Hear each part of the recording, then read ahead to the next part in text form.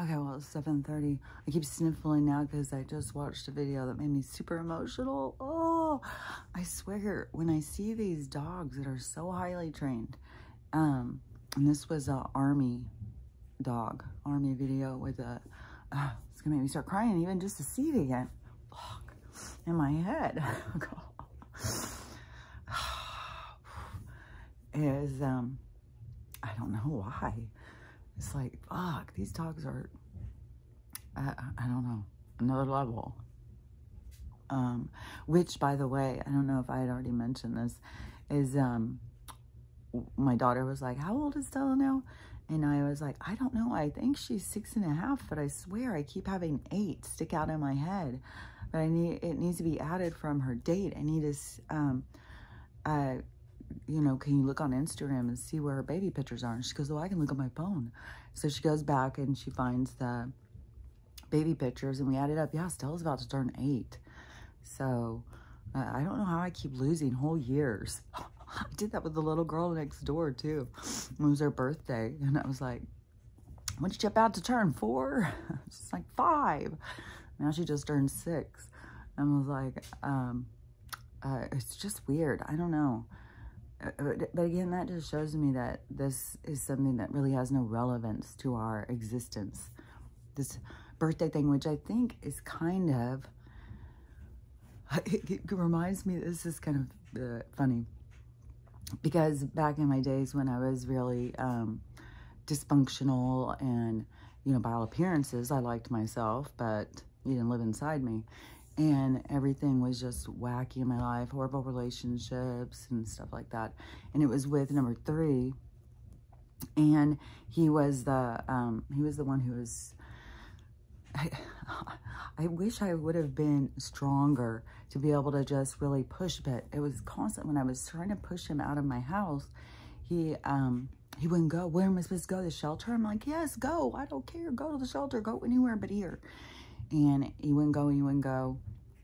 And he just wreaked havoc through my life for the time he was there. And he's the one that I met when I was out with the girl who was cheating on her husband. And we were at this empty bar. It was the dance club I would always go to, but it was totally empty. So I'm just sitting over there at this table with them. And then I get up and I walk to go to the bathroom, which is huge. And I had to walk past this group of guys, which was like, I didn't even see him over there. So there's like no people in there. And they all, of course, stopped me. I'm the only girl in the place. And they start talking to me. And all like making moves or whatever. But the one who, he just kept on. And he was a salesman. I think that has relevance. Salesmen are pushy as fuck. And he told me like techniques and stuff. They don't take no for an answer. They'll just keep twisting back on you. So anyways, he was the one who was like that. But he also, before, he used to have money and he had everything going for him. But then he got onto the nose stuff. And he's the one I was saying that when I would hear his stories, it was like, what the hell were you? Like Al Pacino and Scarface or something, just pulling out your big tray, snorting on, and yeah, he just looked like it was weird. But anyways, so he had addiction problems. He was such an alcoholic. He'd been in rehab so many times. He had this huge court thing going. I paid $10,000 on his court. That's how, like, oh, Kelly, come on, girl. And, you know, I always thought, like, well, you know, help people and make their lives better. And that doesn't work on everybody. You can't just be giving it to everybody, because some people are still in the mindset of being takers. But, anyways, when I was with him, it was always all about him, all about him, all about him. And so it was my birthday. And we have a bunch of people. It was my mom, my grandma, my stepsister, my sister-in-law, mine, my granddaughter's is a few weeks before ours, but there's a whole bunch of birthdays right close in July. And so my sister-in-law and I, and my youngest brother, my youngest brother and I used to do lots of stuff together. And so we went to this trip in Mexico, and I brought my kids and this guy, number 3, and I was trying to think if they brought their daughter. But anyways, so we went there, and then we were going to have this birthday celebration. Her birthday is the day after mine, so our birthday is right there. And so and in our rooms, they had given us each a bottle of champagne for our birthday. So I opened mine and just drank it right down. So I was already drunk, but there was I don't know, a part of me, I think there's a part of a lot of people, you just can't tell you're drunk when you're drunk or something. So I went over to her place, and she opened hers. I drank hers too. I'm pretty sure. I drank them both. Then I was drinking, and it was one of those places where you go and stay. What are those things called? You just pay ahead, and then all your food and drinks and everything is at this place. I can't remember what it's called, but it's like full of restaurants, and they're really cool. Some of them. I mean, I keep hearing stories where there's like lots of weird shit going on everywhere now. But back then, this was a long time ago, and it was like I was in my 40s. So maybe, I was trying to think. I keep thinking 42, but 42 was when I left my husband, I think. But there was like relationship. I was like, it was mental. I don't know, somewhere in my early 40s, I would say. And so I was already drunk, and I think I had told him, I just want to go out. I want to have fun for my birthday. I want a day that's about me, not about you, not about your problems, not about, you know, every day is babysitting your drunk ass. And so I want to go out, somebody babysit my drunk ass. And so I fucking took it to the limit, I'll tell you. I got so drunk, and of course he's not gonna take care of me. He's gonna equal my drunkenness. But there was plenty. I don't think there was phones back then, or I would have probably been viral for sure. Thank God. See, that's the thing, is therefore the steps go by, or whatever that little phrase is that I can't ever get straight, but I can understand what it means. Is so for one thing, we went to this show, some hypnosis show or something, and I was right up front, and they say don't talk or anything. That stopped me. I was hollering. They kept trying to tell me to be quiet, the people I was with, and I was so obnoxious. And then whatever got me going, I guess kept saying, it's my birthday. It's my birthday. And it wasn't like I was trying to announce to everybody it was my birthday. It was, I wanted something to be about me. Like, it's my birthday. It's not about your drama. It's about my drama. And when I look back on it, it's just so wild, because it's like all these years and years, like decades of having to take care of other people, and it just like hit me at this one point. And it was only a short time later is when I got my brain injury. And because this time I was with him is a very short time. And so I would say within a year. So I was already having those feelings of like my life's out of control. Like, I don't know how to fix it. I've been in these bad relationships all the time. There's nothing ever about me. It's always about them. It's like energetic vampires will suck the life out of you if you let them. And so, anyways, I was just super drunk, and I kept saying this, it's my birthday, it's my birthday. I went in this, like, I want to go eat. I knock, and you could get all these different foods, get it all on this table, knock the whole table over. That's the kind of drunk I was that night, which I'm not like that ever. But I just was so stuck on this thing. I can remember so clearly, and then how many times I said it's my birthday, and how much people kept thinking I was just trying to celebrate my birthday, that nobody knew what I was really saying. It's like I was screaming out to the universe, like, my life's out of control. There's nothing in my life about me. So, you know, they step in. We're gonna change your life for you. Get ready. But see, it's all in the plan. It didn't happen because I did that. It was always going to happen. These are just the things that led up to it. Just like right now, we're in the things that lead up to all this change. We're in that time. And this stuff, it seems like with the stuff with Joe is going to really get a lot more. I don't know if they're going to kill him off this week. Well, he's just a puppet anyways. We don't need him. But, oh, yeah, that video where it's the real Joe. Like, that's how old the video is. It's the real Joe.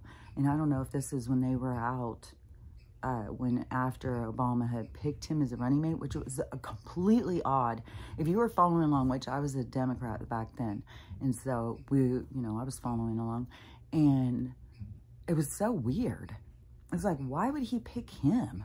Why would he pick this old white guy? And then when it started coming out how racist Joe was and stuff, I was like, this makes no sense. And then it's showing the whole time. Well, Joe has been in office as one thing that they have shown. Like, he's racist. He thinks that people of different colors are below him or stupider or, whatever. He doesn't look at us all as equal. And yeah, some people are some people are smart, some people aren't, some people are pretty, some people aren't. So it's just it's a big variable. And it all depends on what we're here to experience. And so, it just is so weird because that, I don't know. I think that's kind of an unexpected truth to really be being shown. But that is where he's like, because it's a long speech where he keeps saying it about him getting tested for AIDS and how that's okay. Like, in this community, we all need to do this. In this community, this needs to be done. This doesn't need to be in this community. And it's like, he said it so many times. And you could just feel Brock over there just like steaming. And as soon as Brock got the microphone, well, I just want to say Michelle was completely aware and happy that I was, and then Joe says some other thing. It's just is very strange. You can see, like, well, we already, if you know the history on Barack anyways, I mean, he was just one of these little fucking kids that were trafficked. And I don't know what all his family, what his family's role is in any kind of stuff. Like, his brother's out all the time saying stuff against Brock, like telling the truth on Brock, like Brock's lying and stuff. But somewhere when he was young, he was with all these old guys, and he was already, doing favors and being used for a toy. And so he kind of was a boy toy. He's a youngster. And then he ended up, I don't know, they started at one point, they decided to put him, create kind of like those old movies they used to do where the girl would choose the nerdy girl and then make her pretty. And like this whole remake. So they did that to him. And I don't know if it's why, if they thought, oh, well, he's good looking, he's suave, he's debonair. Because from what I understand, he had to be taught that. And he was taught by this Chicago, I don't know, like an entrepreneur or something, some guy. And that guy's come out and said, that's my personality that guy's got. And I'm not sure if he was the template or he was the teacher or something. It was a whole thing. And so they trained him to act like this other guy and be like this other guy. But Michael was well off and in college and stuff. So it is, I don't know if this group had pushed him, but he was like made into a puppet a long time ago. And so, as a child, so if he was made into a puppet and then they say, well, this is going to be your running mate and stuff, he doesn't have any say over shit. He's just got to do what he's told to do. And, I mean, it's kind of sweet that he kept his boyfriend with him all this whole time because he is kind of like just a plant. But the thing is that these plants, there's a part of them that is missing or immoral or don't care. They don't care about humanity. They don't care. And, you know, that's in their lessons or the role they're playing or whatever. It's not like, whatever. But you won't go forward in the game. You're not leveling up. You're not going to the next level. That's the level where you care about humanity. That's where you care about the earth. You care about one another. And that is what we are in this experiencing of the people who are able to shed the old sides of themselves and find that part of themselves so that they can move forward and level up in the game. Because the levels are changing and we're going into some better levels. I think some levels are going to be a lot more fun and exciting and not as much challenging. It's like we have to go through all these challenges to get to the fun part. It's kind of like if I see it as a video game, it's like in order to get to this fun park, this, what are those things called? Like a carnival. So in order to get the carnival, like you got to go through the dark forest. You got to get past the evil witch. You got to cross the bridge over the troll. You got to, all of these things that you have to do, all these levels that you have to go through to get to the carnival.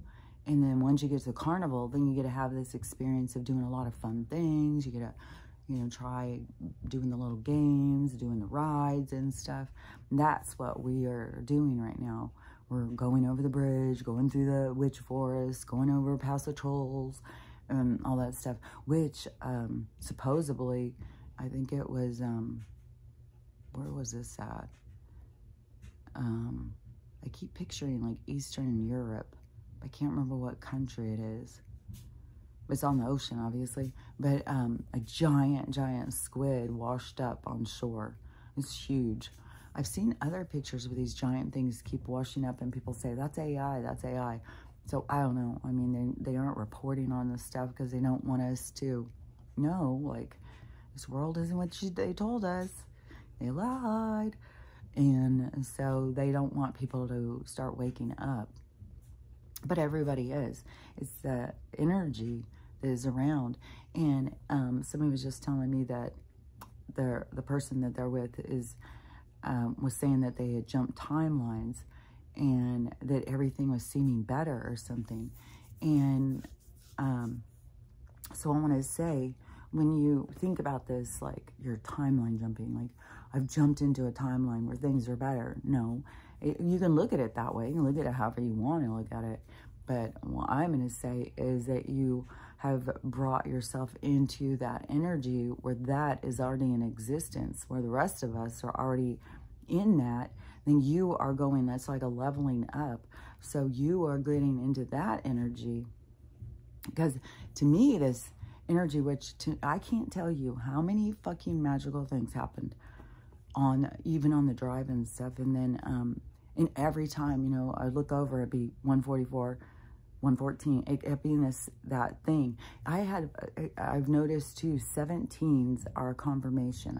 I'll constantly, 17, 11s, but the 144, and I was conversing with them and stuff, and then this 144 would pop up, and I was like, oh, so 144 is like the frequency. Like, I know there was a lot of people who were saying that that's the amount of people, which I was like, no way, amount of people.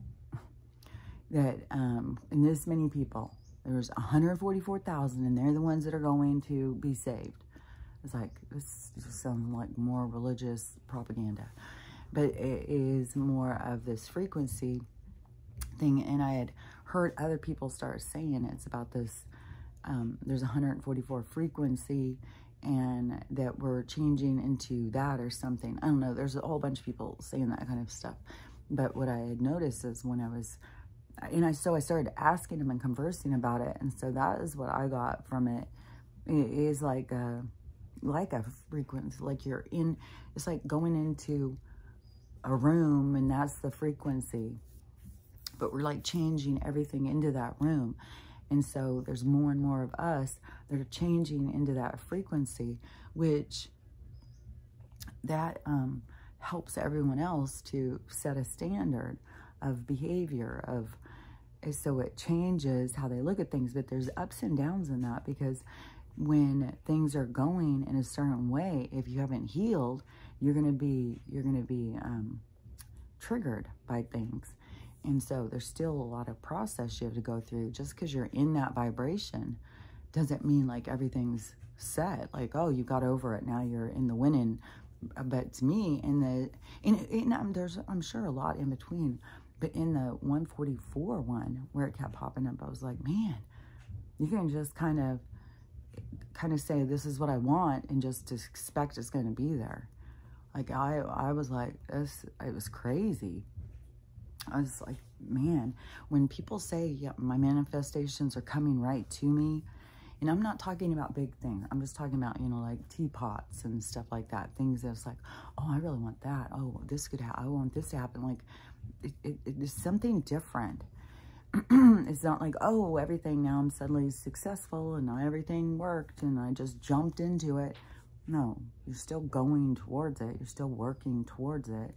But it is like, you just start seeing, like, whereas before it would seem like things with blockages would get in the way, now it seems like everything just falls away. And that is, I blame on the frequency. I blame that on where we are, where the challenges, the hard part just doesn't seem to be there so much. But it's also in your mind, because things are as hard as you make them. There's a lot of, like, the smallest thing that can happen. And when you're really low on yourself or low on life, the smallest thing can happen, and it's just too big. You just can't even do it. You can't get over it. And, you know, I've been there before, especially in depression and stuff, where it's like, just no way. You're so down. And so you can't see the good things happening, and that's because the vibration. There's not all these things happening, but when you move out of there, and then you get into this other one, and it's like things just get more in the flow.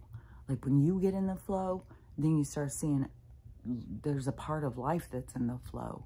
It's like you're exiting the part that is the struggle and going into the part that's in the flow. And so you want to get into the part that's, you know, flowing, because there isn't so many obstacles. There isn't so much stuff that's challenging. Even when I start manufacturing challenges in my mind, the information I get back, it just is always like, you got trust. This is what you're here to learn about. Faith. Like, learning about connection. And it's just like, oh, okay, I gotcha. I'm gonna push. And it was weird, because even on the gas thing, that was intense. I was like watching my gas thing. I was like, oh my God, do I have 100 miles to go? Because when I got onto the thing, it was weird, because I'm driving through these roads, and I think, okay, my tank has gone below half.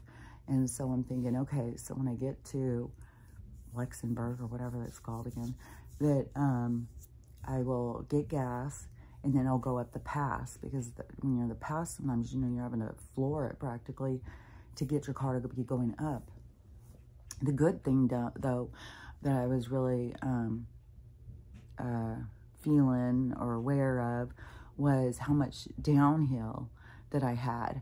And I was like, oh, this is really saving gas, isn't it? And so I was going downhill.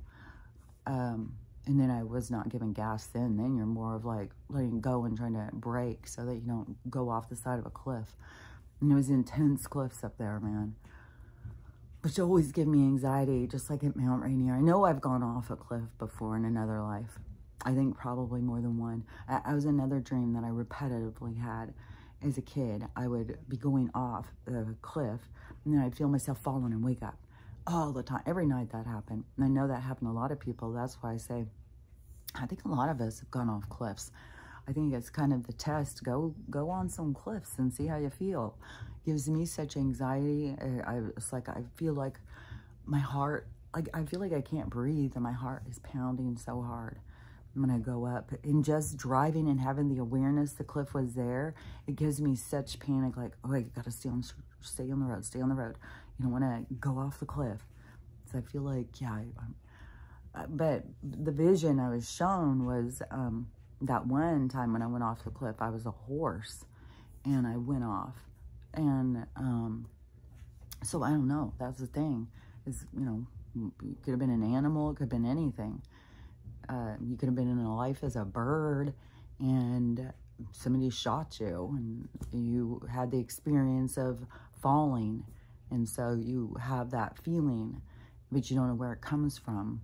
But anyways, I know a lot of people have these kind of things. So that totally gives me anxiety anyways, to be driving on those cliffs. But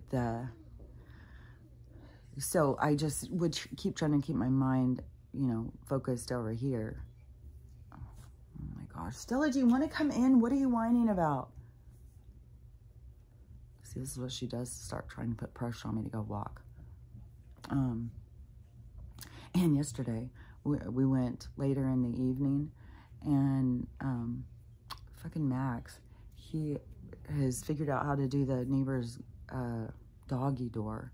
So Stella wants to go up and visit her little dog friend. Goes into their yard.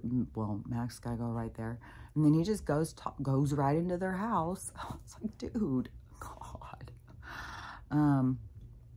And he was a lot more wild going on the trip, but he could have also been really anxious, like he thought I was going to be dropping him off somewhere or something. So anyways, it helps him to learn consistency and trust, you know, going and coming back. That is what is improved with Stella. I thought this was her best trip ever, and all she got was a back seat. I didn't use the whole station wagon part. And then I was thinking, I think this is better. It's like she can rest her back on the seat. She seemed more comfortable. Okay, hold on. God, I'm so stuck. Come on, hurry up. Don't you always busy?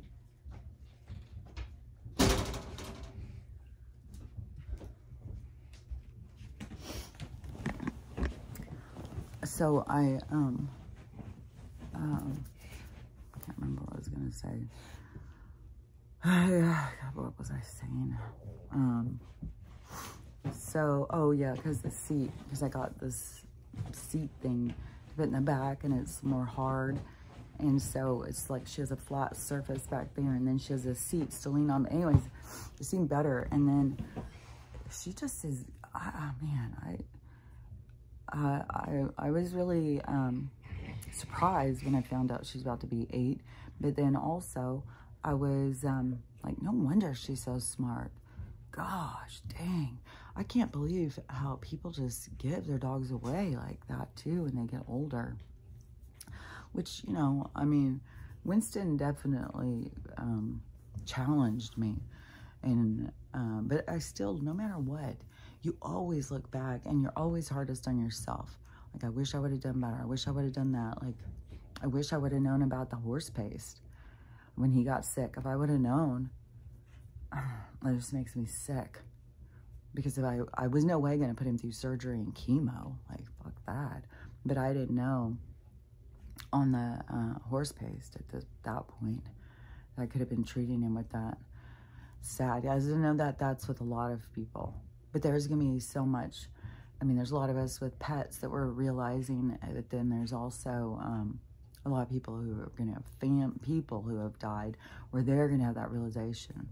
And they're going to really be hit hard with that stuff. Because medical has lied to us so much, you know, and it's hard to get there. But also that the ones that have left us, they were also the ones, you know, to teach us and show us so that we could learn this stuff. But that woulda, shoulda, coulda is that bitch to get over. You constantly go back to, God, I wish I would have done this. Wish I would have done that. But that's where you gotta let go and be like, well, that was my lesson. This was, you know, something had to impact me, so I would pay more attention. It was like going through that with Winston. It's like, man, that was a long, drawn out death. Like, I was thinking, before that, there was, because I had the one dog die of the heart attack. We had another dog who had done the same thing. We just got up in the morning and she was just laying there dead. She was really old too. So she probably just had a heart attack or something or whatever. Well, she was sleeping. And then Libby, then the husky, my husband had these 2 huskies, number 2. He had 2 huskies and the old one, and then he had one, that one just showed up at his house one day. And he said it seemed abused and scared, so he just kept it. And he already had a husky. And it was, that one lived to be 16. The vet said he had never seen that old of a husky. But she was in kidney failure when he took her to the vet. So the vet said, well, she needs to stay here and be, you know, this needs to be the end. And she was just like so building him up. I'm like, I can't believe that you have a husky that's 16 years old. Like, that is crazy. And she's had a good lot, you know that. So he came home without her. And so then Gertie, she had cancer. And she was just, I could tell she was miserable, my pig. And she was just kept losing weight. And she was getting really snappy. So I had to have her, I thought the best thing to do was to have her put down. But then having her put down was an ordeal. I had no idea of what that would be. And the only way they'll do it is, oh God, it was just so sad. So they told me to feed her and make sure and put alcohol. So I had some kind of tequila or something. So I put it in her food and she ate it and she fell asleep. And so then they came and just put her, just did that while she was, it makes me so sad. And then they took her. I had her like 15 years. And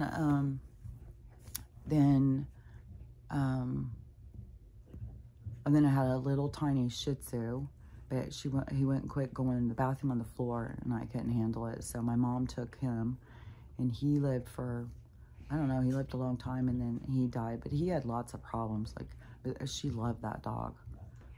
And then, Lucy, I had Lucy, the other Mastiff I had, and that's the one that was so traumatic, died in my arms. And that gave me a lot of lessons on time, man. Because I was in that period where my marriage was ending, I was trying to keep my business going, and I kept leaving, I couldn't drive, so I would drive my bike, which I loved. I'd ride the 8 miles, but it took a long time to get there. And then I'd have to ride back. And then however long I was there, sometimes if I did a tattoo, it could be 4 or 6 hours. And then I'd come back and she was so anxious. She would have torn everything up and I would get so mad.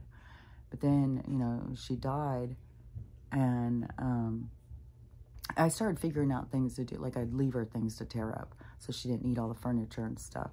But anyways, it was a lot of lessons in there, a lot of like looking at things in a different way. And then when she died, boy, then and you get that whole flip. That's why I said this thing that we're about to go through is more of a near-death experience. So you get this whole view. It's like you're only looking at one thing, but then all of a sudden you're going to see the other side. And that's what, you know, we have to do. We have to go through that because it is very mind expansive. And so, yeah, when she died, that really, it was very troubling. Oh my God, I was so sad. I was so depressed. I was already on antidepressants this was at my dark night. It was just like one thing. Oh man, that was rough.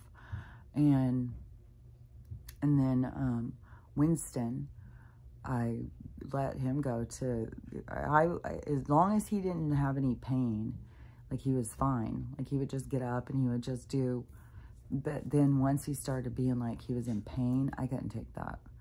And then when I called to have the ladies come out to put him asleep, and they said it was a good thing that I called because they could smell the smell. It had very, very strong smell, the cancer smell. Oh God, it was bad. Oh, I'm glad I don't smell that every day now. It was horrible. And that was like fucking 8 months, I think, of that. And trying to wash it, oh, you couldn't even get it out. And there's parts of the floor too that got wrecked from it. I've got so many things. I mean, if I'm going to have this house, who knows what's next. So if I'm going to have this house, there's a lot of stuff I got to do. But that's when things crash. Like, I kept talking about this, but it's just so weird when you're talking to people because they don't really know. Even with my mom, where there's a lot of stuff I said that I think that she thought was like, oh, it's a little weird. But then when she hears other people say it, she's excited to know the stuff that she knows. And, but, you know, it takes more information. And that's like with all the different people. And that is what kind of hurts some of our feelings, because we think that we, you know, have some kind of validity when we tell people, but people are just like, okay. And so then you have to go through this process of like, oh my God, nobody has any respect for me. Nobody listens to me. I just seem like a wackadoo to everybody. Like, so you have to go through that, but that's for those are your things. And it's weird because it's to get you to be confident in yourself, not worry. Like, I can't say it just to try and get it for other people. It's for me. And so, this is what I see. And just a second, because I got lost. I still have to keep taking these deep breaths. And the neighbor said that it has been so smoky here too, that it was giving her a headache. Her one dog that has got the problem, which we're thinking now is a damage thing, her esophagus problem. So hopefully she'll keep getting better. But anyways, that's what I was talking about, the animals dying.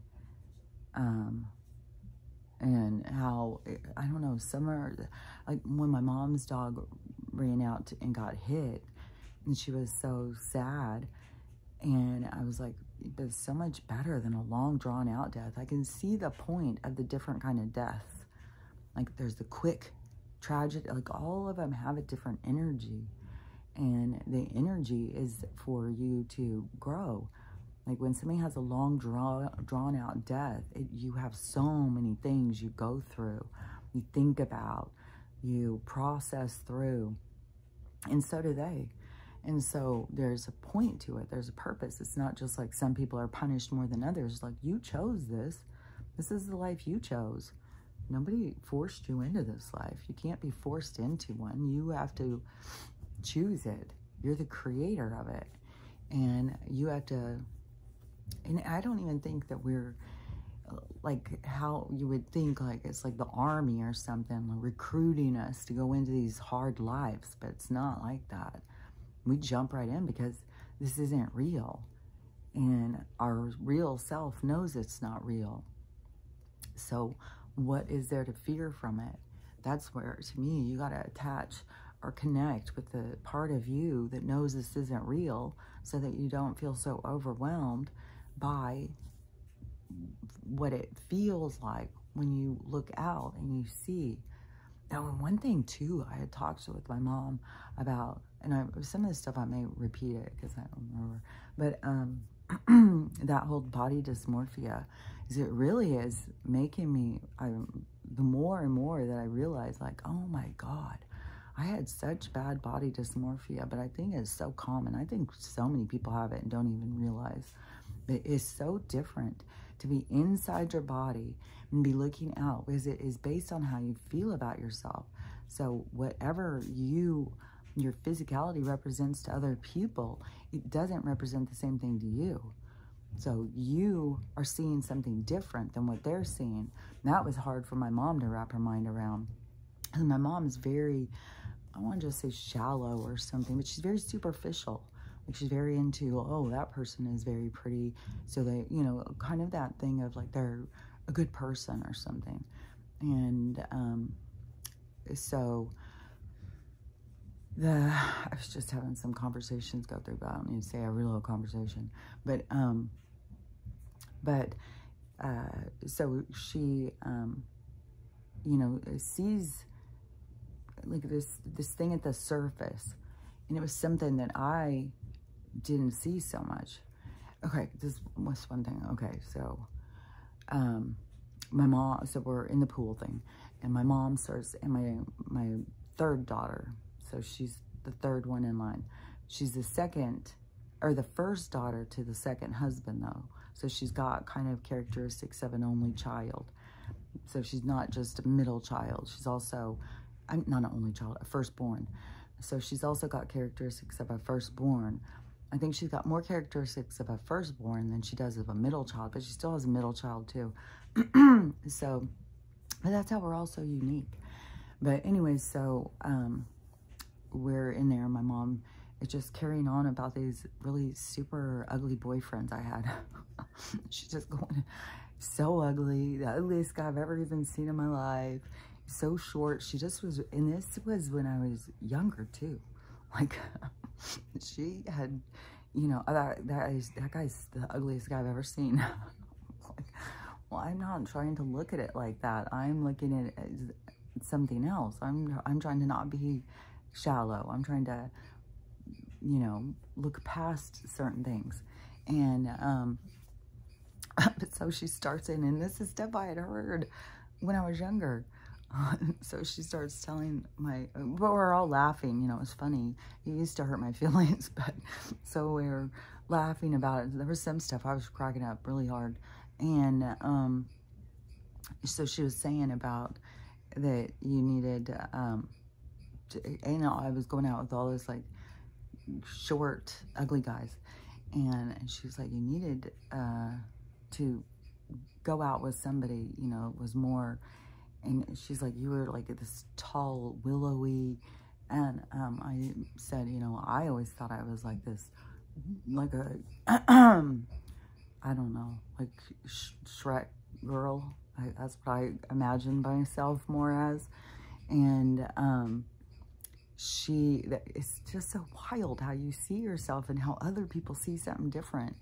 And so she was saying, she's talking about this and this thing, and I said, you know what's funny about it too is, you know, because mom's saying all this, and I don't know, my daughter could have been thinking, you know, how shallow, I don't know what she was thinking, but I said, what's funny also is that my youngest daughter started doing that to me, because then I was being single, and I was going out, and she was like, Mom, come on, you need to go out with some guys that are more like on your level or something. And I'm like, what do you mean? And she's like that guy over there. And, or it was another time, like she had been telling me this for, I don't know, a couple of weeks or something. There was a time when we're at the gas station. She goes, you need to go out with a guy like that. And I look over at this guy, who's a good looking guy and stuff, tall. And, but I knew him. And I didn't just know him from, he was a paramedic. And I was a nurse in the ER, so he would come and bring patients in there. But I knew him because he was in paramedic school at the same time as a nursing school, and we had a friend in common. So I knew this guy, and I talked to him and stuff. And I knew he was a womanizing pig, man. I was like, so I'm thinking, this is the kind of guys you guys think I need to go out with, because this guy is a womanizing pig. And it's just weird, because then, you know, I'd be interacting with him and it's like, think like, would I want to go out with this guy? Like when he'd be bringing a patient in and he'd tell and report or whatever, and I'm thinking, would I want to go out with him? And so I'm looking at him more critically like that, and it's just like, man. And then, you know, because we had friends in common, so we'd see each other out and stuff, and it was no, like, no. And it's just weird, like, I don't know, all the different things, the different ways that we see things. We've got to figure for ourselves. Like, that could have been my lessons, you know, go out with someone. Maybe, I don't know. It was just a whole weird thing. And so that was the conversation that was going through my head when I said, just a minute, there's a conversation going through my head. So it kept going, so I'll just say it. So then, whatever, have I finished the whole thing? It's just weird to me, is going through, you know, thinking of myself as this one way for so long. Even where I was buying, you know, these large and extra large clothes, and thinking that I was a large person because I was trying to get sleeves long enough. And then, but I just thought that was my size, you know. And then, And then even with that plastic surgeon, when he was like, you're so small. I don't even think we have a size that's small enough for you. And it's just like that. And I was telling my mom, it's just so weird. So weird when you think of yourself as this one way and then you keep being told. So that's what she kept trying to tell me, like, no. She's like, I can't even believe that you looked at yourself that way. Like, nobody was looking at you that way. I was like, well, that's how I was looking at myself, so I couldn't see how anybody else was looking at me. And it's weird. Is it really, how you look at yourself really has such an impact on your life. And that's what I'm talking about, is this getting on the better timeline is changing how you look at yourself. You know, seeing yourself as being, it doesn't mean you have to see yourself as being, you know, beautiful or anything like that. You just have to see yourself as having value. And you know, also, you know, if you have, like, there's just tons of moms, especially older moms, because that was a very, that in certain generations, they have certain energies that went.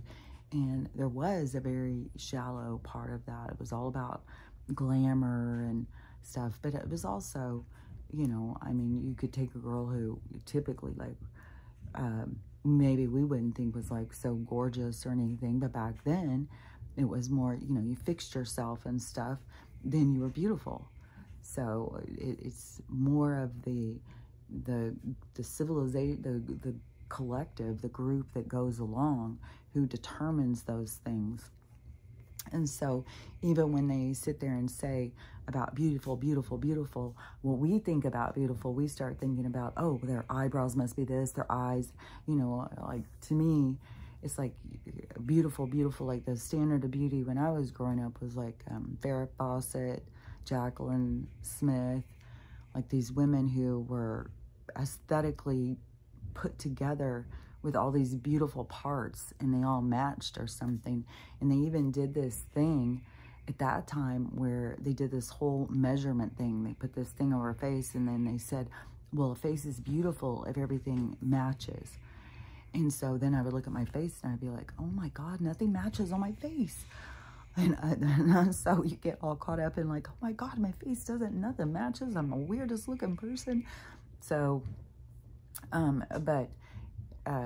different periods of time, like, I think probably some of the people nowadays, because one of the things too, my daughter was talking about, when we went to dinner, she said, I think our generation, her generation, so she's in the millennial colony part, that our generation is a lot more body positivity. And to me, it is all dependent on how you look at it.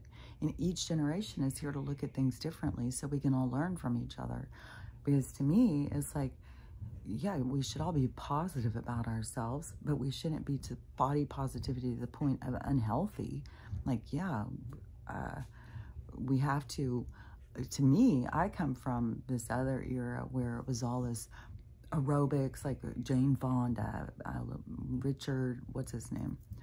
Like, exercising and taking care of yourself started, to me, like way back when I was a kid. And so I don't get the thing of, like, you know, I just don't take care of myself and just gain weight and don't take care of myself. And that's, to me, not body positivity. But then other groups can look at that and think, well, you know, just like the girl who tried to tell her mom, I can't go on the scale and weigh all the time. The scale talks to me. It's like, I could totally get what she was saying. Just this haunting words in your head, you know, numbers. And you can get so caught up in the numbers. Numbers can drive you crazy. And so there's a whole thing about that. And those, but all these things are only for certain generations. That's where we can feed off of other ones, learn, how did you do it? How did you do? But they've created so much division and so much toxicities that people look at these other generations as like, we're toxic. It's like, no, we were taught to take care of ourselves. I don't have this haunting thing where in other generations it became more like a toxic wordplay in their head, you know, beating them up about being thin or something like that, to where they had to break free from it. And to me, it's like, it isn't like a toxic thing in my head, because I was thinking, like, you know, people think, oh, well, you have an eating disorder or something. I don't have an eating disorder. I used to wish I get an eating disorder. I like to eat. I like food. Now I'm more put off because of all the poison and shit. And plus all the fake food, and it tastes weird, like all of that. So, but, you know, I like to eat. And I like food, and like, you know, same thing. I've been like, I wish I'd just start being able to fast all the time, because to me that's not unhealthy.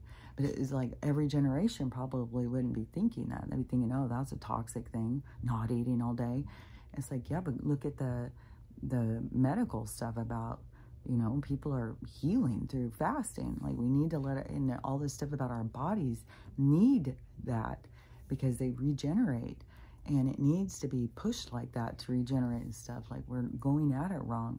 But, you know, other people think, well, you're supposed to be feeding it and doing all this stuff. So these are all these different things, but each person has to go in and figure it out for themselves. But I don't think of, you know, accepting yourself at your heaviest is body positivity.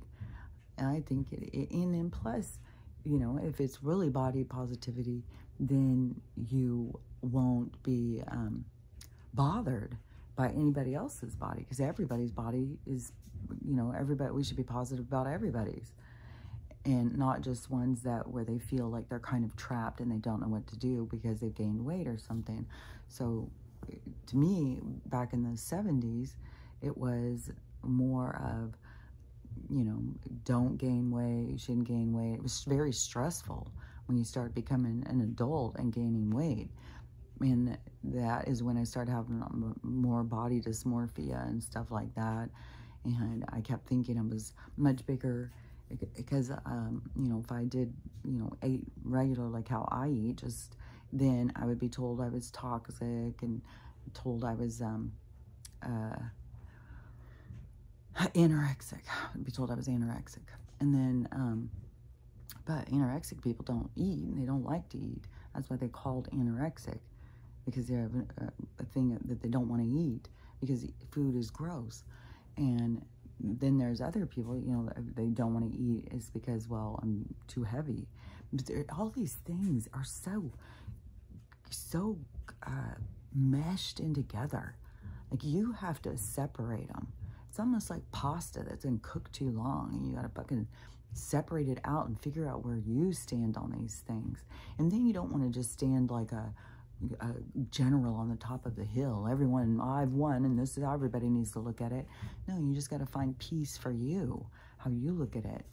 But I kept on thinking, I think that a lot of younger people who think of body positivity is like they have these, like the voices in their head are more mean to them about it. And to me, the voices in my head is more structured, more of like where I've said, you know, like I have a cookie guilt over, like, if I were to eat 4 or 5 cookies, it'd be like, well, okay, you've had enough. Like, I don't know how people go through and eat like a whole bag of cookies, because my guilt would pop off and start saying, okay, that's enough.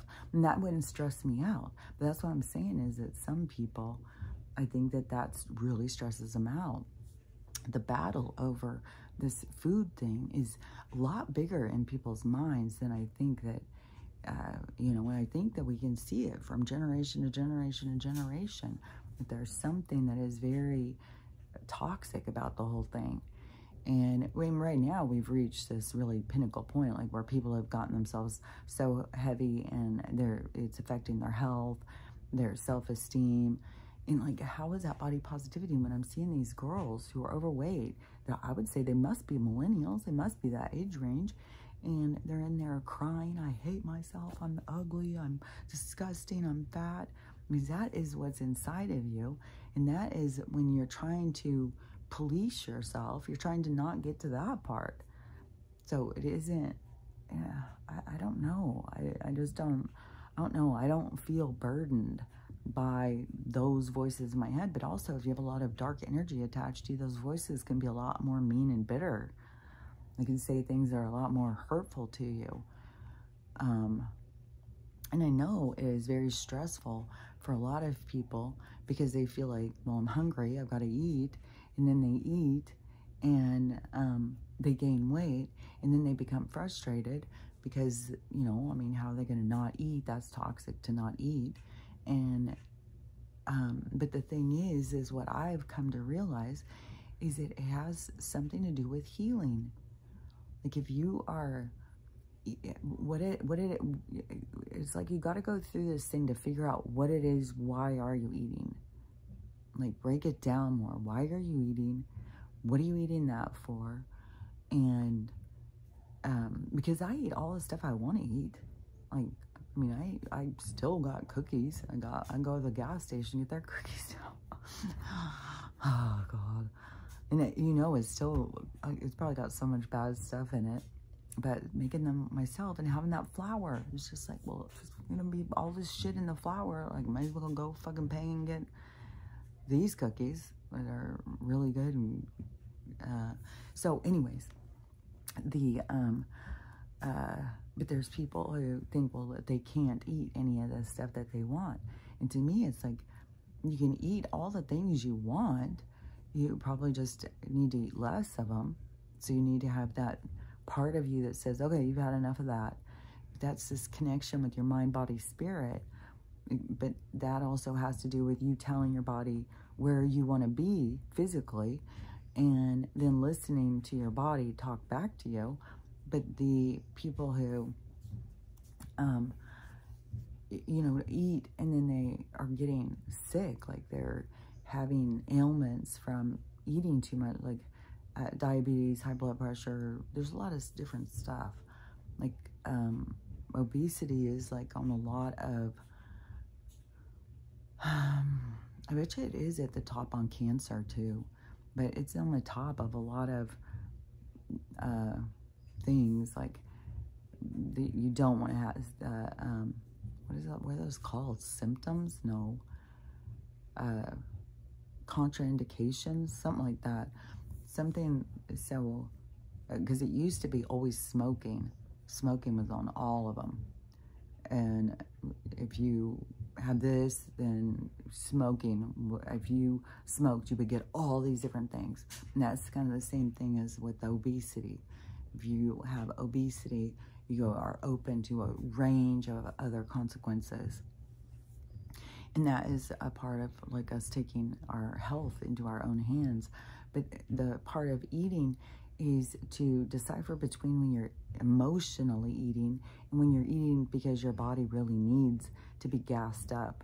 And so you need to, that's funny, to be gassed up, because then you're going to eat and you're going to get gas.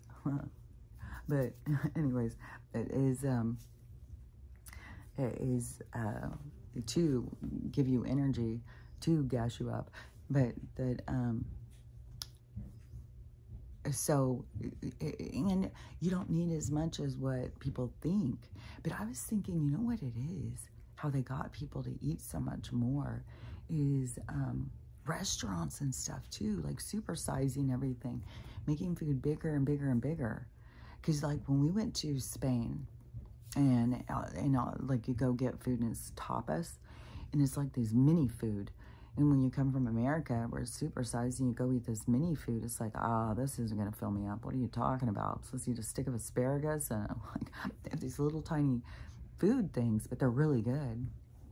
And I think that there's some restaurants that try to do some of those kinds of things here, and then people are like, I'm not paying $25 for, you know, a tiny little meal, because in America, we want it supersized. We want a plate full of food, and we may want seconds. You're better off a dessert. And so they've trained us, they've taught us, like, all of a sudden, you know, that gives me this image of all these hogs at the slough, like, they've trained us, like, you know, and then think about that too, because then when they take away the food, how much panic that causes, because people think like, oh God, I've got to eat a lot of food to stay alive. It's like, no, you don't even need to barely eat anything to stay alive. That's the thing they've been tricking you with. Like, go start paying attention to the brethren people and the people who are really into fasting. It's like, fuck, you only need to eat a little bit every couple days. And I already had signs of that when my kids were tiny. And I'd go to the doctor and I'd be like, oh my God, they won't eat anything. They don't like this, don't like that. And the doctor was like, oh, it's fine. Don't worry about it. You only need like a teaspoon of food a day to get all your nutrition. Well, now they dropped all the nutrition out of the food, so you can't sit there and think, oh, well, if I eat a teaspoon of food, I'll get my nutrition. You got to eat a teaspoon of minerals and nutrition if you want any nutrition. The food's just filler. It's like what they put in dog food, just filler. It's just a bunch of filler, a bunch of fattening filler. Add butter and sugar and make it taste good, and kidney cells. And but they've taught all these people, and then they're taking us into this crisis. And we still have all these people who are just focused on the 25. I just can't even believe it. I just think it is the strangest thing. Some of this stuff, to watch this go down, it's just like mind-boggling. Like, what in the hell? How do they do this? All these people focused on the 2025, freaking the fuck out. It's like, that is a projection. That is when they're saying, this could happen. Focus on the one that is happening. God damn. Like, there's one in the process of happening. That's an easy distraction. We'll talk about one. Well, they may want to do this. Well, we got to stop that. Let's just really go over and over and let's panic about it. Well, you may want to panic about the one they've been doing to us for decades. Go up 5 numbers and go look that one up. But anyways, that's just another weird phenomena too, to watch all this stuff play out. And it's so easy to get people, look over here, when the real problem's over here. But they just keep on getting you to look over here. It's like, man, people got to see how they're just, all this distraction, just the same thing as like training people that you need to eat this huge amount of food to stay alive and ignore your body. Be positive, love your body. Don't, because they want your body to be sick. They want you to have issues, so you have to go to the doctor. Hold on a sec.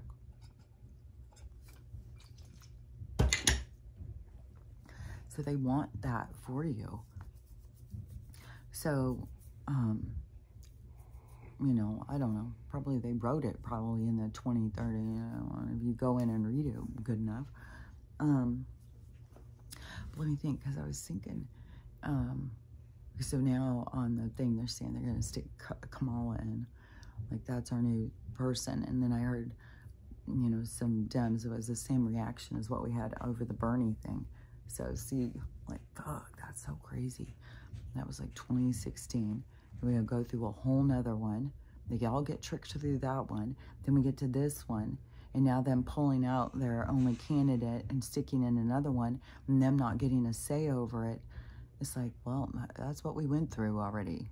They already had pushed a lot of us out of their party because of the shenanigans. But, it didn't affect some people. I don't know, maybe those were the Hillary supporters. I don't know. Maybe they're young people who, because they did pull a huge group of people, like we'll just call them the rainbow people. They pulled all the rainbow people under their umbrella. So the rainbow people feel that they're safe under this umbrella, but it isn't. I just saw they're having some demonstration somewhere over the baby thing still. Like, man, these people who really want the right to remove babies before their time really are serious about this. And the people who don't want them to are out there going against them. In Bangladesh, that's a hellhole. That has got, like, fuck.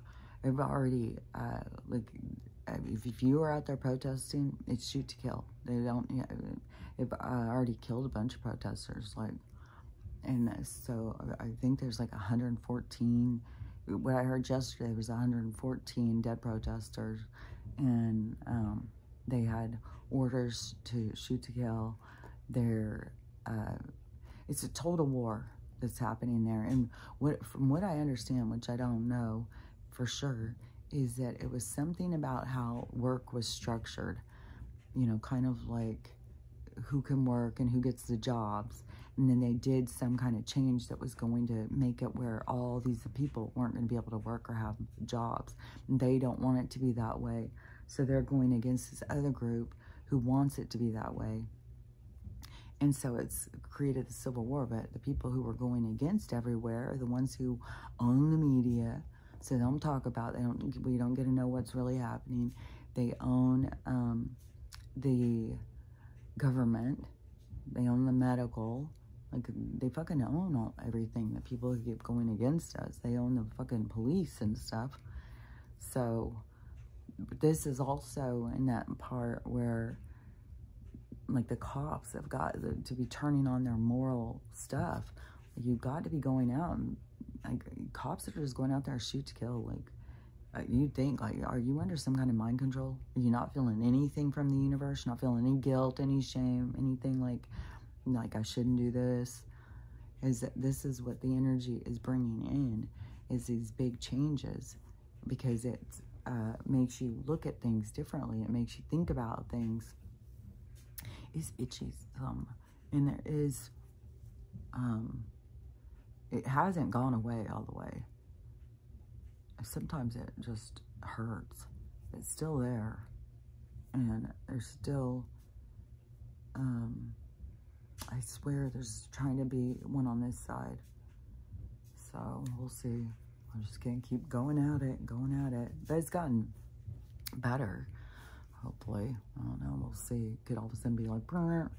Yeah, man, and some of these people who I've seen in videos who have the cancer on their faces and just let it go. They don't do any treatment at all. Oh my God. Looks like some meat factory is growing on your face or something. It's like, ugh. It's really yucky. That is, I was just thinking about, because when I very first started in nursing, and I was, so after you go through the first part of school, before you graduate as an RN, you could get your license and become an LPN, or you could be a nurse tech and work under nurse. And I was a nurse tech, and I worked under a nurse in the oncology, and it was, oh my God, it was horrific. Oh God, it was sad shit I saw on that floor. But what was I about to say about that thing?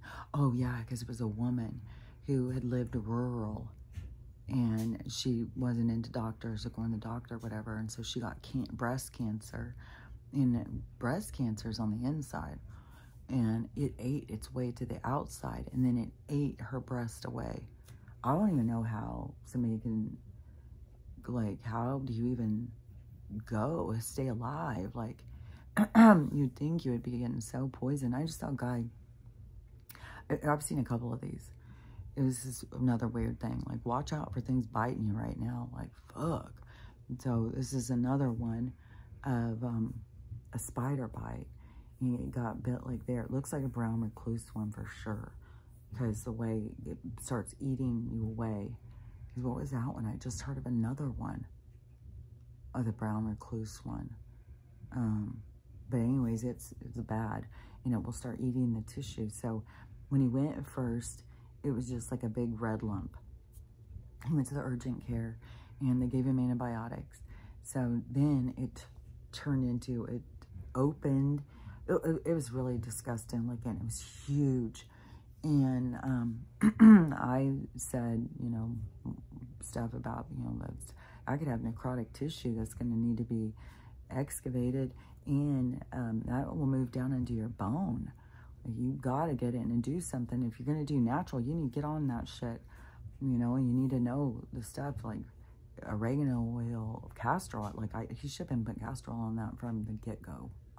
And black seed oil, like all these kinds of things. You got to come at this stuff hard.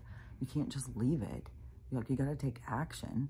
And so I read in the comments, I saw some other nurses saying, you know, that's necrotic. You gotta get to the hospital. And so we did go to the hospital. I just saw his video. He's at the hospital. They admitted him. It was like, yeah, imagine. You're gonna have to get an amputation if you don't hurry the fuck up. And it's bad when you get in. Another thing that can cause really bad infections like this is an animal bite. But it can go, start becoming necrotic like that, where the tissue's dying, But that infection that's coming out here is also going in, and it can go and get inside your bone, like it's eating away in there. Once you get in your bone, like these are serious fucking surgeries, man. When they'll have to go in and scrape out all that infection. That's why I keep saying about the horse paste. The horse paste is, you know, all the stuff that's trying to eat you. What would we call that? Like bugs, parasites. So those things, that bacterial thing that's trying to eat you alive, you've got to kill it. So that's, you know, horse paste will do that. Kill that. And I'm sure there's other ones. I'm just really stuck on that one because Stella and I have had such good benefits, which there's definitely people saying, oh my gosh, Stella looks so good. She looks so good. Like I was so worried she was going to die before, and she's just getting better and better. And so what was I going to say? But anyways, they would have to cut that open and start scraping, and then they have to just keep going. Like what I was talking about, what they would do up here in my face. And so then they start scraping, and then it can be in the bone. They'll go in there and start scraping that out. And sometimes it'll be so bad they have to they'll amputate it. But that's their medical. And that's where they'll get caught up in telling you the prognosis, the diagnosis, what they're going to do. You know, the plan of action. And so you'll get all swept up in that, where to me, it's like, oh, I don't want to go. I can know what's going on and start going at it my own self through natural stuff. Like all the different skin things. Castor oil is really good. You gotta get good castor oils, but you put castor oil on there, and it has all these antimicrobial, like it's good. Like it's good for your skin. It's good to take care of things. So it could, like, if he would have started doing that immediately when it was small, it may have gone away. Like, I don't know. These are things that we all have to try, because it also has to do with your own body. Like if he is a big drinker, say, and that's going to deplete part of his body being able to fight things off. So then things could hit faster. So somebody who's a big drinker, they may get hit a lot quicker. Somebody who's not. So there's tons of variables. So that's why you got to take yourself as a unique character and take your own approach to things.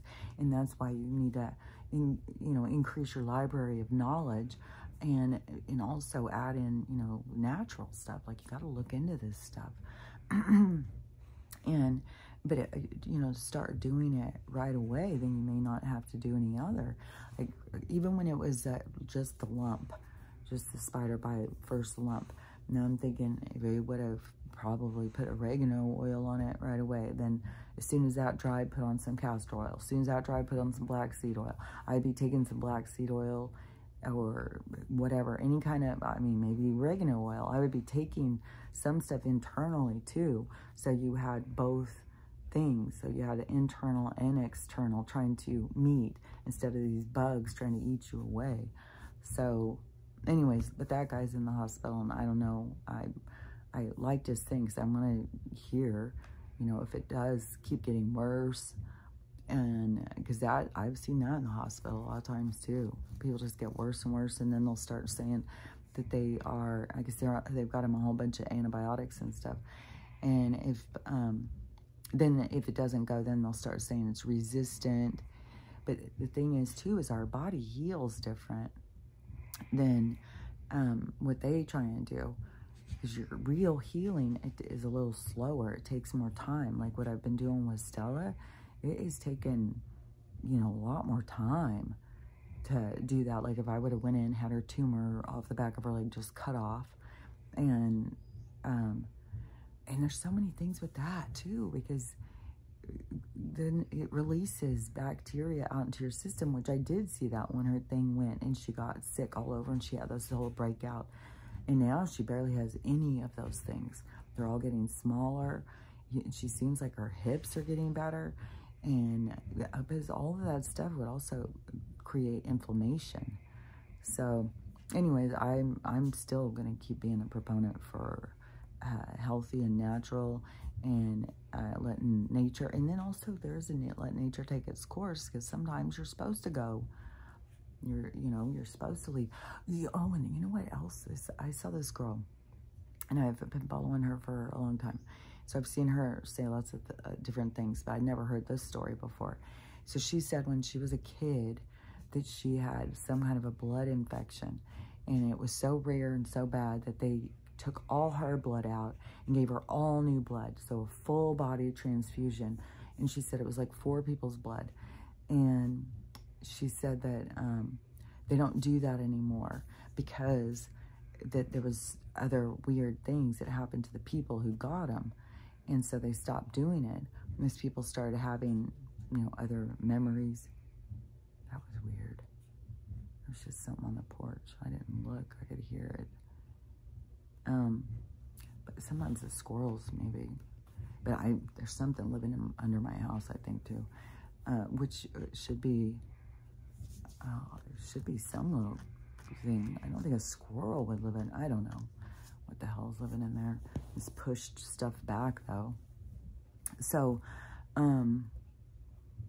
anyways, if the, what was I saying?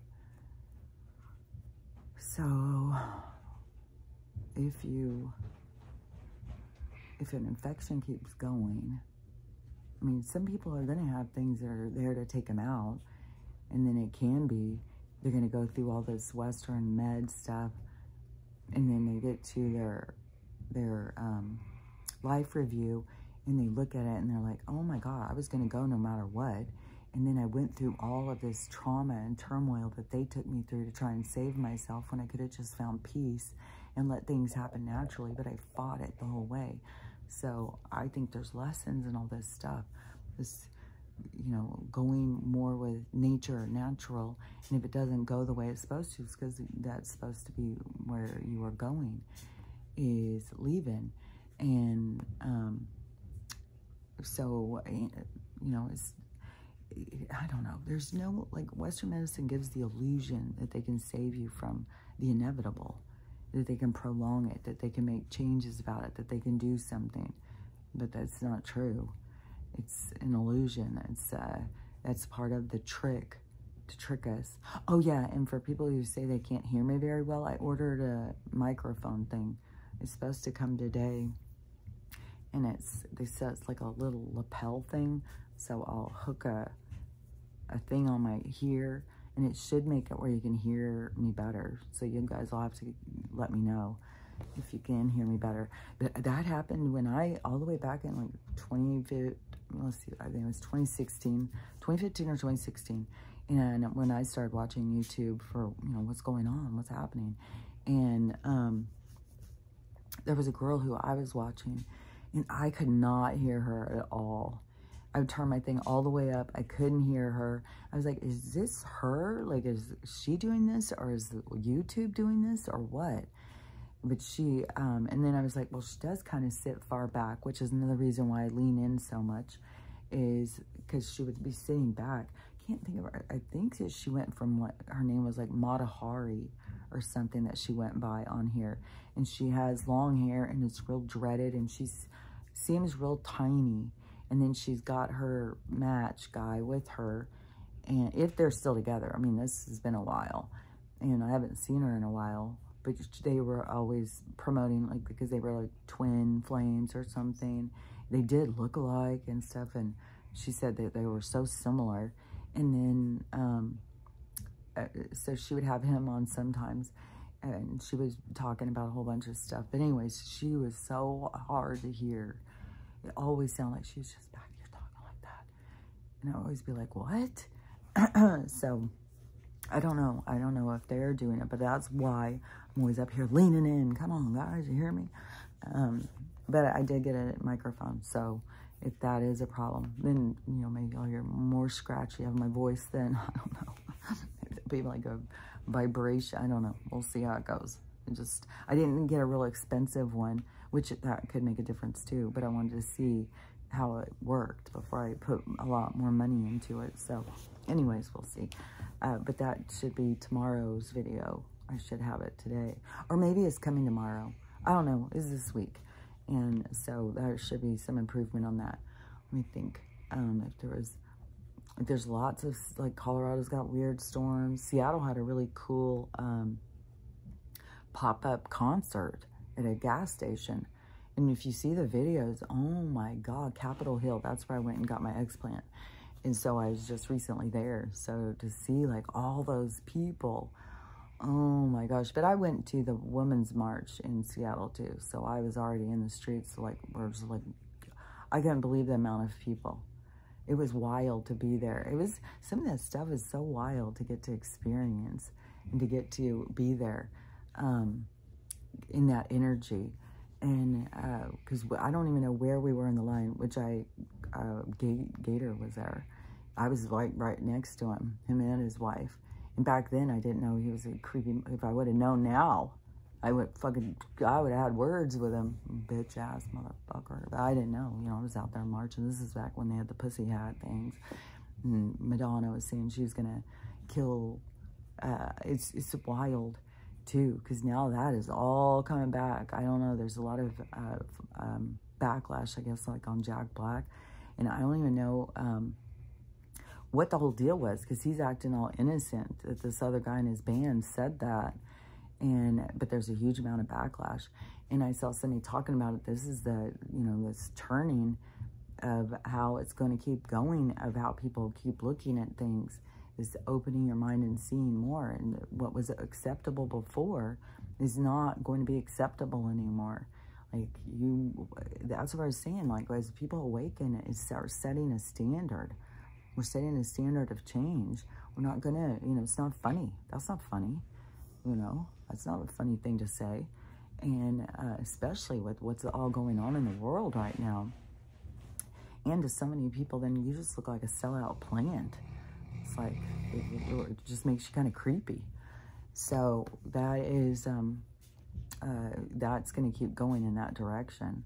And there's probably some people, who aren't expecting it. They're thinking all this group is going to jump on and think they're so funny and be all a part of it. But no, we're not at that part anymore. We've moved into a new part, and there's going to be more and more. We're going to go more and more, where it's going to be a lot more of a moralistic society, and a lot more of a compassionate people and loving.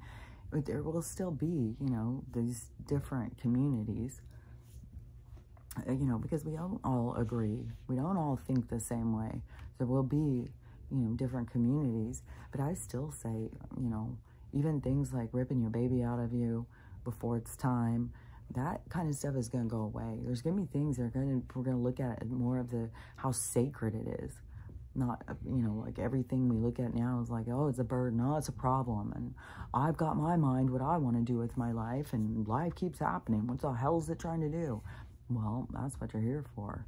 That's the life you designed before you came. Then you got here and you got caught up in what other people are doing, and you decided you wanted what they had. It's like, but you came in for this. So you need to go with your flow and get into what it is that you're here for, instead of getting all caught up in the glitz and the glam and wanting what everybody else has. So anyways, that's just a part of the awakening and the realization, because so many people think that they can control destiny and time. It's like, well, let me know how that works out for you. And because in my lessons, it has been more about learning how to take a knee, just sit down and relax. Sit down and relax and let things come to you. Let it go at its own pace. Let it flow the way it's supposed to, because a lot's going on, and there's a reason that it flows the direction it flows. And we have to just learn how to relax, which was interesting too, because that kind of stuff, like when I was floating the river, there was things that would come, because there's always lessons. I'm telling you, when you tune in to that reference, that vibration, that, this God consciousness, you get tuned into that. There's constant communication. There's constant little lessons and stuff. But the floating the river, which, now, I've floated this one a couple times. I floated a different river in Spokane. I've done a few different floatings in Spokane. But I was thinking about, like, man, all the way back when I was getting out of high school, we went to Austin to go check out colleges with somebody who was going. And we went to Austin, which is a big party town, college town. And their float is crazy. That one I did all the way back then, and that was so fun. Oh my God, that was a fun float. And then I did another one in my 40s in Boise, which is also a college town, which is also just, I don't think it was as big as the one in Austin even. Austin's was really big, but Boise's huge.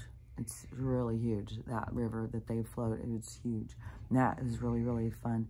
And I've done river rafting. I think it was on the Salmon River, which is so fun. That is really fun. And I think it only went up to like a 4.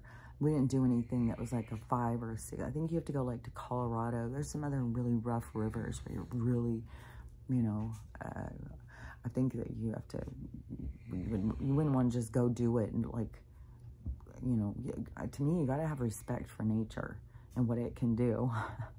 The river rafting, I mean, when you're just doing a float, you go through some rough waters, but you're on your own float. When you're doing a rafting trip, you're on a raft with a bunch of people. So, you know, you want to be with people who know what the fuck they're doing. When you're going and doing ones that are like 5s and 6s, I would think that the one on the river, we only ever did like a 1. When I did the Salmon River, though, I'm talking on the floats. I can't imagine that we did anything other than a 1, maybe a 2. But on the river rafting one, like, I'm pretty sure that we were doing 3s and 4s. And it's so fun. Oh my gosh, I love doing that kind of stuff. So anyways, you gotta find ways to enjoy your life too, you know. But right now, everything is changing. And there's so much, you know, like, you gotta be mindful, you got to be aware, you got to be paying attention. Like going out and traveling right now is like, ugh. Even like just getting back here and having to go through that fire, and it was intense too with there's all this shit going on. It's like, oh my gosh, am I even gonna be able to get gas? That's the thing, there's so many people that keep getting trapped in places.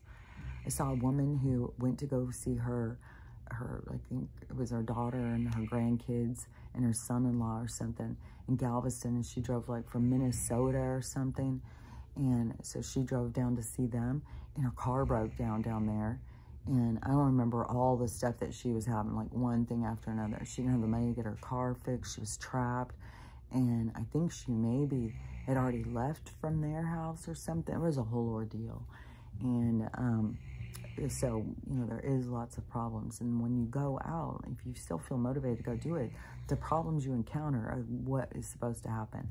So all those things, every person you meet, every situation that happens is all there for you. So when things like that happen, that's when you're like, oh, I'm right where I'm supposed to be. There's all these people I'm going to be meeting. It's like the universe puts you where you're supposed to be. You can't fight the inevitable. That's what I'm saying. And this has been a part of my lessons for a while. And I think it is because of the, you know, my triggering event where they showed me who my match was. And then I thought it was because we were about to meet. And so it was very confusing when we didn't meet right then.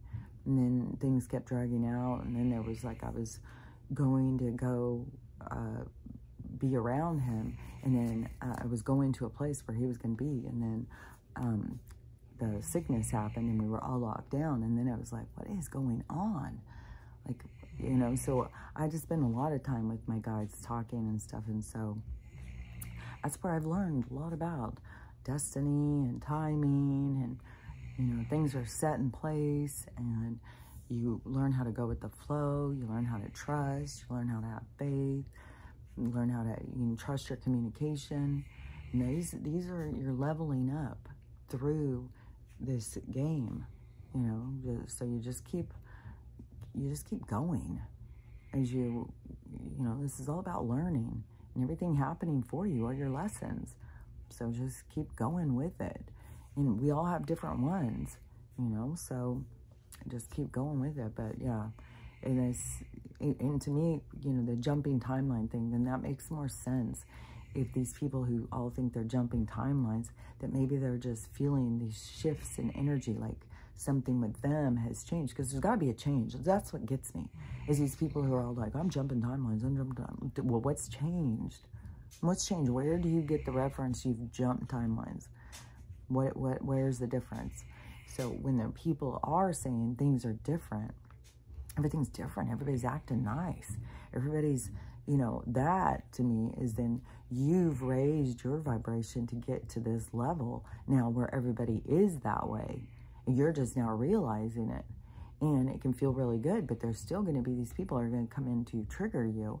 And that is where you're going to become uncomfortable. And that's where you start feeling like, man, am I even growing? That's where people are going to become frustrated. Like, this is too hard.